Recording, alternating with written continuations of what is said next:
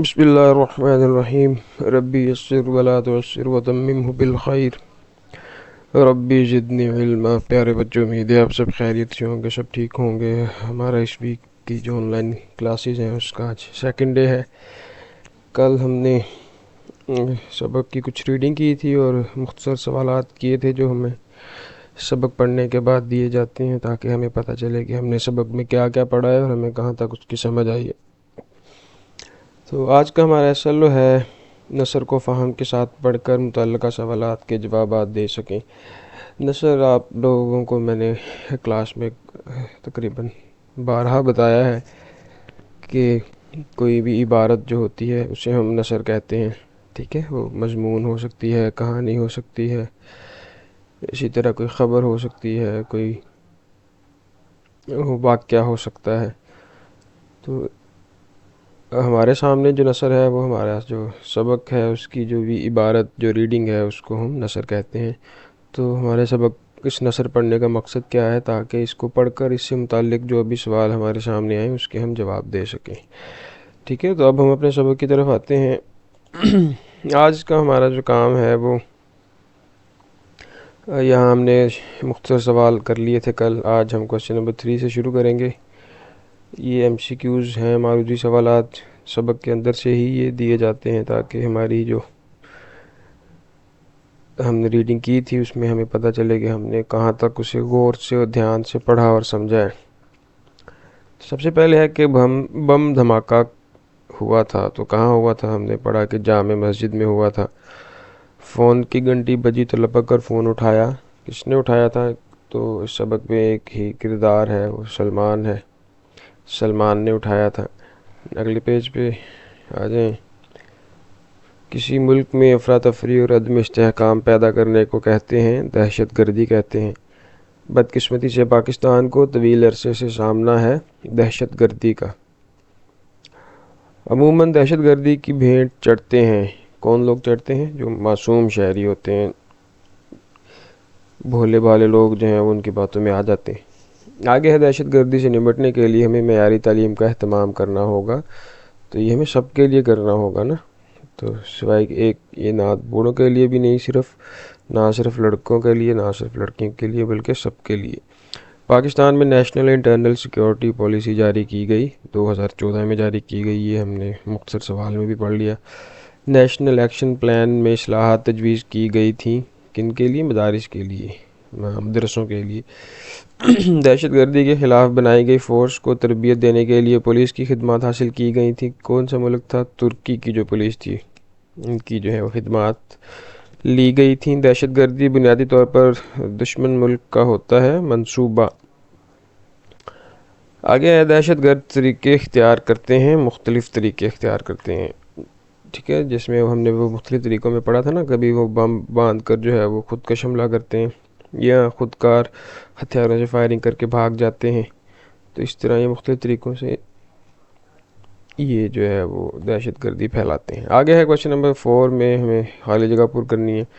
تو ہمیں جہالت، غربت اور محرومیوں کے ان تمام اسباب کو ختم کرنا ہوگا جن کو دشمن ڈیش کے لیے استعمال کرتا ہے، دہشت گردی کے لیے استعمال کرتا ہے۔ پاکستان نے مئی 2014 میں نیشنل انٹرنل سیکیورٹی پالیسی جاری کی۔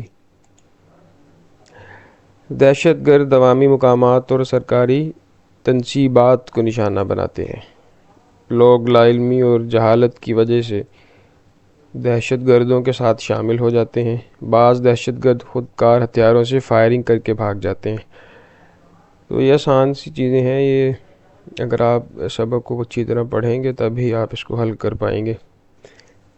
اگر آپ اسے خود کرنا چاہیں تو عموماً آپ کو کرنی تو خود ہی چاہیے۔ بہرحال کوسچن نمبر 5 میں ہے ہم نے جو غلط اور صحیح جملوں کی نشاندہی کرنی ہے سبق کے مطابق، ٹھیک ہے، یہ قواعد کے مطابق نہیں، سبق کے مطابق جو معلومات ہیں اس کو ہم نے دیکھنا ہے۔ بعض دہشت گرد اپنے جسم سے بم باندھ کر حملہ کرتے ہیں، یہ ٹھیک ہے۔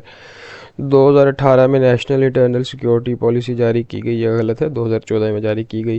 دہشت گرد جدید ٹیکنالوجی کا استعمال نہیں جانتے، تو یہ غلط ہے، وہ بالکل جانتے ہیں۔ دہشت گردی کے خلاف فوری کی تربیت کے لیے فوج ہے، یہاں پہ فوج کی تربیت کے لیے میرا خیال ہوگا۔ دوست ملک ترکی کی پولیس کی خدمات حاصل کی گئیں۔ جی ہاں، یہ بات ٹھیک ہے، ابھی میں نے خالی جگہ میں بھی اس کو پڑھا۔ دہشت گردوں نے اسکول میں بم دھماکہ کیا، تو یہ بات جو ہے وہ سبق میں دی گئی معلومات کے حوالے سے غلط ہے۔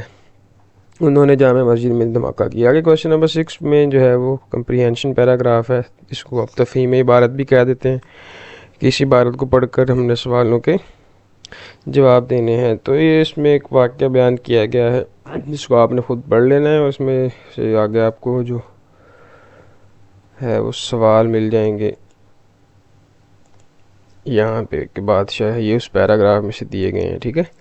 تو یہ آپ نے پہلے اس کو پڑھ لینا ہے، اس پیراگراف کو، پھر ہی آپ کر پائیں گے۔ اس میں بادشاہ کا واقعہ بیان کیا گیا ہے کہ اس کی کوئی اولاد نہیں تھی، تو اسے جو ہے وہ فکر ہوئی کہ میرے بعد تخت کون سنبھالے گا، تو اس نے کہا کہ ایک بچے کو جو ہے وہ گود لے لے جو اس کے تخت کا وارث ہوگا۔ تو اس نے انتخاب کا یہ طریقہ اپنایا کہ بچوں کو جو ہے وہ بیج دیے، اور انہوں نے کہا کہ جاؤ انہیں گملے میں لگاؤ، اور جس کا پودا سب سے زیادہ خوبصورت ہوگا وہ جو ہے وہ بادشاہ کا وارث بن جائے گا۔ تو ان میں ایک یتیم لڑکا تھا، اس نے بھی بادشاہ سے بیج لے لی اور جو گھر جا کے لگا دیا۔ وہ کچھ دنوں بعد وہ اسے پانی شانی دیتے رہے، کچھ دنوں بعد جو ہے وہ سب بچے آ گئے کہ بادشاہ کو دکھائیں کہ کس کے پودے میں، کس کے گملے میں زیادہ خوبصورت پھول لگا ہوا ہے۔ تو سب کے ہاں مختلف پھول لگے ہوئے تھے، لیکن وہ یتیم لڑکا جو تھا اس کے گملے میں کسی قسم کا کوئی پھول نہیں تھا۔ تو وہ جو ہے وہ سر جھکائے کھڑا تھا، تو بادشاہ نے جو ہے اس کے پاس جا کر کہا کہ بھائی تم گملہ خالی کیوں لے کر کھڑے ہو؟ تو اس نے کہا کہ میں نے اس میں بیج تو لگایا تھا، لیکن پودا جو ہے وہ اگا نہیں، میں یہاں سے روز پانی دیتا رہا ہوں۔ تو بادشاہ اس کی بات سنی اور ہنس پڑا، اور اس بچے سے کہا کہ تم ایک سچے لڑکے ہو، مجھے اپنے تخت و تاج کے لیے تم جیسے سچے لڑکے کی تلاش تھی، تم ہی جو ہے وہ بادشاہ بنو گے، کیونکہ جو بچوں کو دوسروں کو میں نے بیج دیے تھے وہ ابلے ہوئے تھے، یعنی ان سے جو ہے وہ پودا نکلے یہ ممکن نہیں تھا، ٹھیک ہے۔ تو بہرحال یہ ایک ایمانداری اور سچائی کے اوپر واقعہ ہے، اس میں آگے آپ کو سوال مل جائیں گے کہ بادشاہ کس وجہ سے پریشان تھا، بادشاہ نے تخت کے وارث کے لیے کیا فیصلہ کیا، بادشاہ نے وارث چننے کا کیا طریقہ اپنا۔ یہ سارے لڑکے جو ہیں وہ سوال جو ہیں اس عبارت کو پڑھ کے آپ کو اچھی طرح سمجھ آ جائیں گے۔ آخری سوال ہے، اس واقعے سے ہمیں کیا سبق ملتا ہے؟ تو یہ بھی آپ نے جو ہے اس کو پڑھنا ہے اچھی طرح، اور آپ نے پھر بتانا ہے کہ اس عبارت کو پڑھ کر ہمیں کیا سبق ملا۔ آگے کویشچن نمبر 7 ہے، یہ جو ہے وہ گروہی صورت میں آپس میں بات چیت کریں اور رول پلے کے ذریعے سے بتائیں کہ سیلاب، زلزلہ یا کسی دوسری آفت کی صورتحال میں اپنے بچاؤ کے ساتھ ساتھ دوسروں کی حفاظت کے لیے ہمیں کون کون سے اقدامات کرنے چاہیے۔ تو یہ آپ کلاس ایکٹیویٹی ہے، اس کو کلاس میں ہی سر انجام دیں گے۔ آگے ہے کویشچن نمبر 8، اس میں ہمیں کچھ قواعد ہیں۔ متلازم یا گروہی الفاظ، یہ ایسے الفاظ ہوتے ہیں جو آپس میں ایک دوسرے سے جڑے ہوتے ہیں، یعنی کہ ان کو زبان پر جیسے ہم لاتے ہیں تو ان سے جو الفاظ ان سے تعلق رکھتے ہیں وہ بھی ہمارے ذہن میں آ جاتے ہیں۔